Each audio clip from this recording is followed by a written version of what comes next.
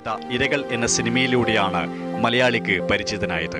തുടർന്ന് 125ഓളം ചിത്രങ്ങളിലൂടെയും 35ഓളം സീരിയലുകളിലൂടെയും മലയാളിക്ക് സുപരിചിതനായി മാറി. 2001 പിതൃവാത്സല്യത്താൽ ലഭിച്ച ടിക്കറ്റിൽ പത്തനാപുരത്തു നിന്നും മത്സരിച്ച് ജയിച്ച ഗണേഷ് കുമാർ AK ആന്റണി മന്ത്രിസഭയിൽ ഗതാഗത മന്ത്രിയുമായി.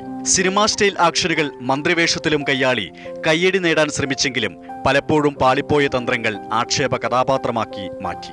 നിയമസഭാ തെരഞ്ഞെടുപ്പുകളിൽ 2006ലും 2011ലും വിജയിച്ച് ഹാട്രിക് സ്വന്തമാക്കിയ ഗണേഷ് കുമാർ ഉമ്മൻചാണ്ടി മന്ത്രിസഭയിൽ വനം പരിസ്ഥിതി മന്ത്രിയായി. സിനിമ കായിക വകുപ്പുകളും കയ്യാളിയ ഗണേഷ് കുമാർ അധികാര തർക്കത്തിന്റെ പേരിൽ അച്ഛനുമായി പിണങ്ങിയതും പിന്നീടുള്ള സംഭവ വികാസങ്ങളും UDF രാഷ്ട്രീയത്തിലെ അധികാര കസർത്തുകളെ തുറന്നുകാട്ടി. ചീഫ് PC ജോർജുമായുണ്ടായ പടലപ്പിണക്കങ്ങൾ അതിരുവിട്ടപ്പോൾ മലയാളം ലജ്ജിച്ച തോന്നിയാക്ഷരങ്ങളിലേക്ക് കൂടി അത് വഴിമാറി.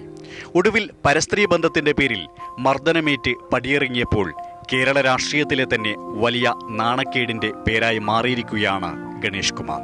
അറ്റ്ലീസ്റ്റ് നിനക്ക് നിന്നെ മനസ്സിലാക്കുന്ന ഒരു ഭാര്യയെങ്കിലും ഉണ്ട്. എനിക്ക് എല്ലാ അർത്ഥത്തിലും കല്യാണം ഒരു നഷ്ടമായി പോയി. News desk. ഗണേഷ് കുമാർ